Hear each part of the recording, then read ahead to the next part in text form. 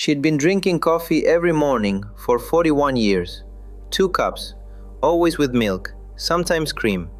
And she wasn't doing it carelessly. She'd actually watched one of my earlier videos about the compounds in coffee that fight inflammation, protect against liver disease, and may even reduce certain cancer risks. So she felt good about her habit. Her morning ritual was working for her, or so she thought. Because when I came across a paper from the European Journal of Clinical Nutrition that measured what happens to those protective compounds when you add dairy to coffee, everything I thought I understood about this topic shifted.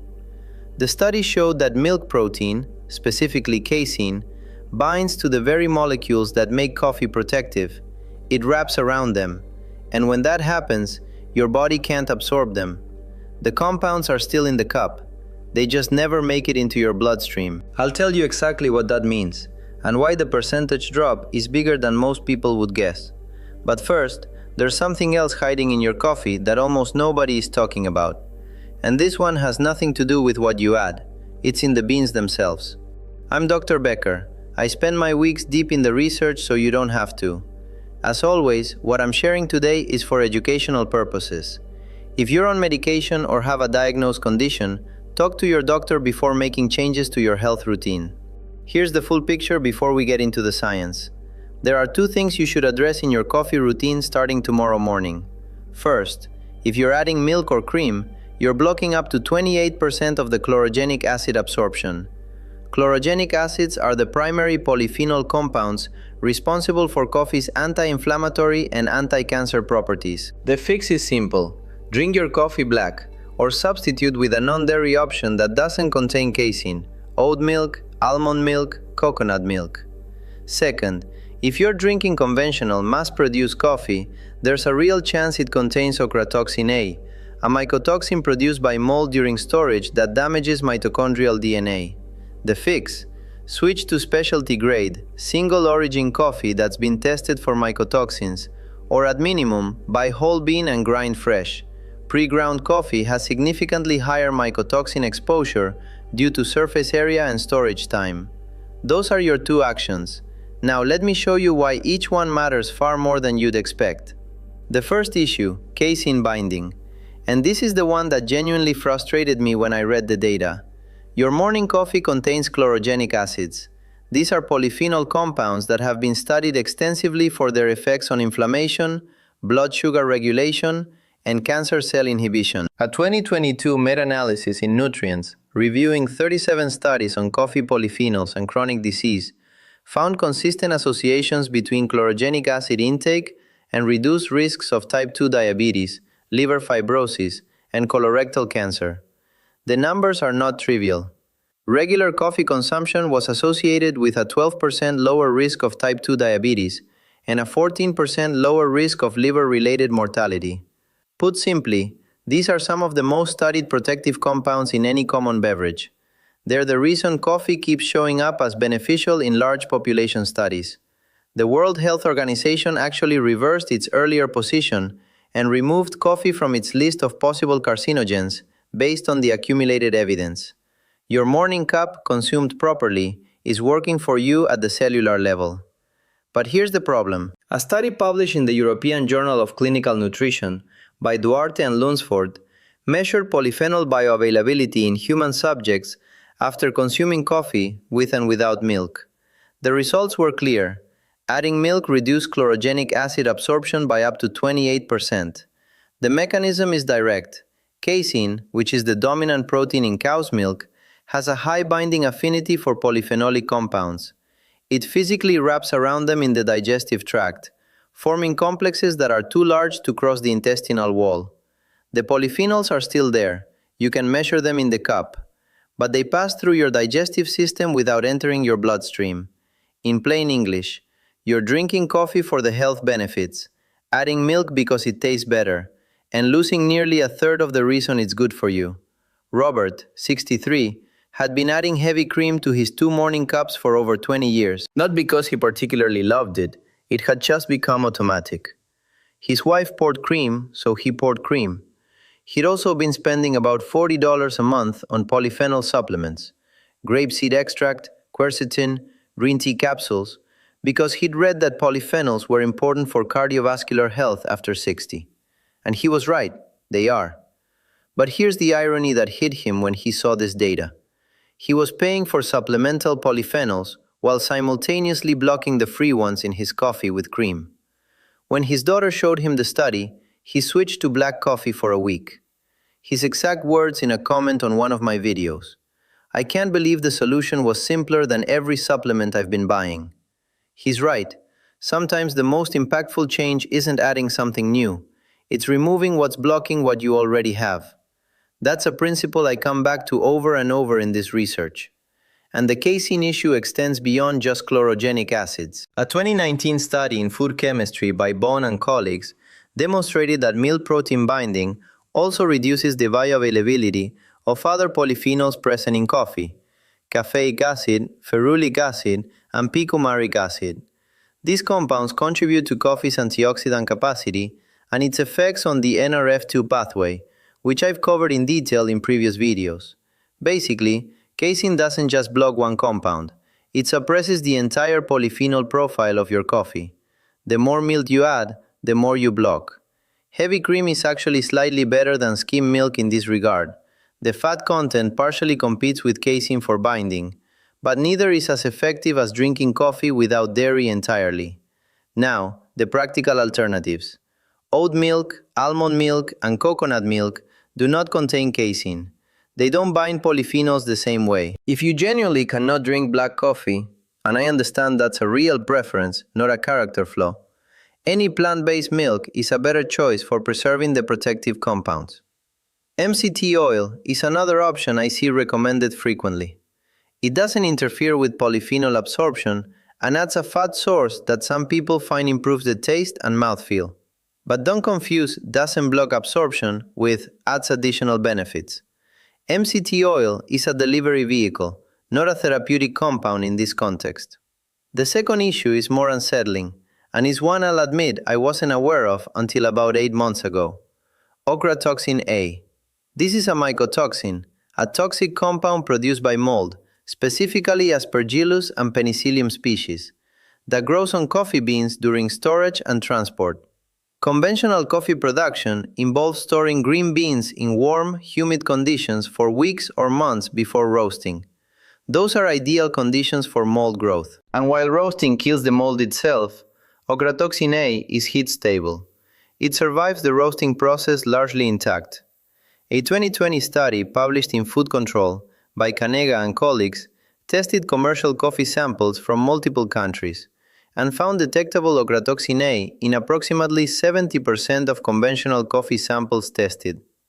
Now, before you panic, the levels in most samples were below the regulatory limits set by the European Food Safety Authority. But below regulatory limits and zero are not the same thing. The EFSA limit was set based on acute toxicity data. What concerns me more is the chronic low-dose exposure angle. You're drinking this every single day, potentially for decades. What does ochratoxin A actually do in your body? It damages mitochondrial DNA. A 2021 paper in Toxicology Letters by Fall Leshkovich demonstrated that ochratoxin A induces oxidative stress specifically within mitochondria, generating reactive oxygen species that damage mitochondrial DNA at rates significantly higher than nuclear DNA. In simple terms, it targets the energy centers of your cells and degrades the DNA that tells them how to function. For anyone over 60, when mitochondrial function is already declining naturally, adding a daily dose of a compound that accelerates that decline is counterproductive. You're drinking coffee for the polyphenols, the chlorogenic acids, the metabolic boost, and simultaneously introducing a toxin that undermines mitochondrial integrity. It's like taking 2 steps forward and 1 step back every morning. I need to be honest about the uncertainty here. The dose-response relationship for chronic ochratoxin A exposure in humans is not fully established.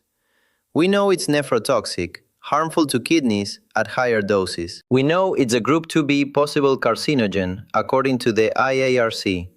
But the specific long-term effects of the low concentrations found in conventional coffee consumed daily over decades That data is still emerging. Some researchers argue the levels are too low to matter. Others point out that nobody has studied 40-year cumulative exposure at these levels because that study would take 40 years. I lean toward caution, especially when the fix is simple and doesn't cost significantly more.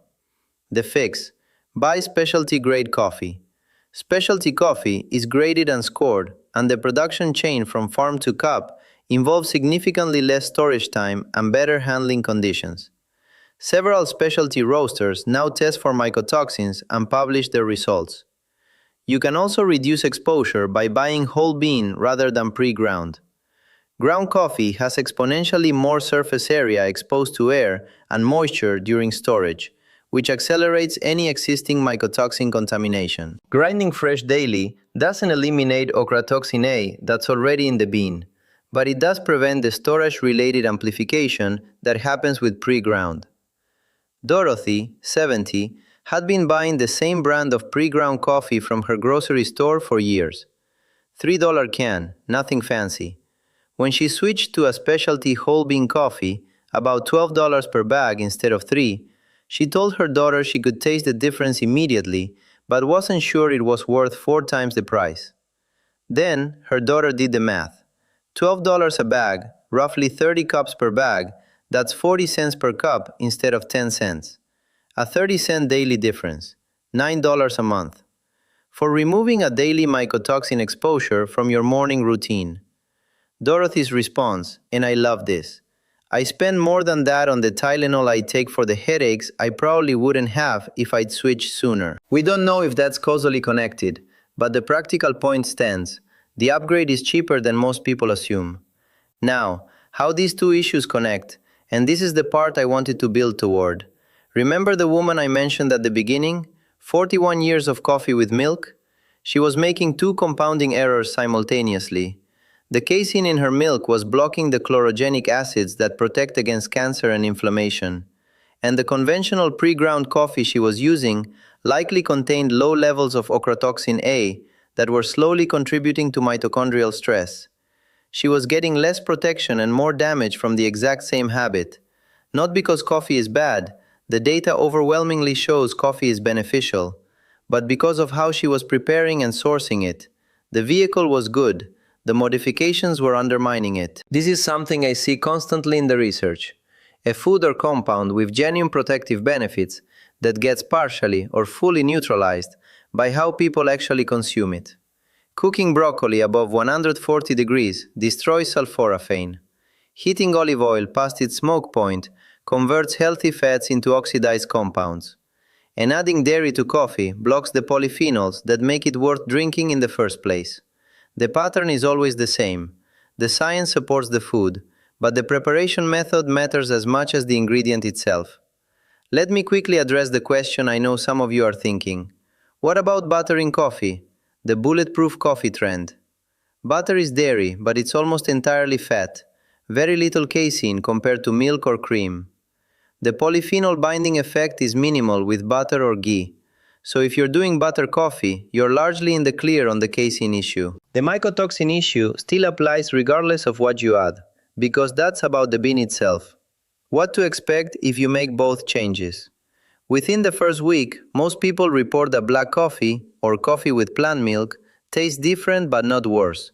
Your palate adjusts within 5 to 7 days. Some people notice reduced afternoon energy crashes, though that's anecdotal and could have multiple causes. Within 2 to 4 weeks, if you're tracking inflammatory markers, CRP in particular, the unblocked chlorogenic acids should begin contributing to measurable reductions. This isn't hypothetical. The Nurses' Health Study found that higher polyphenol absorption correlated with lower CRP levels across over 80,000 participants.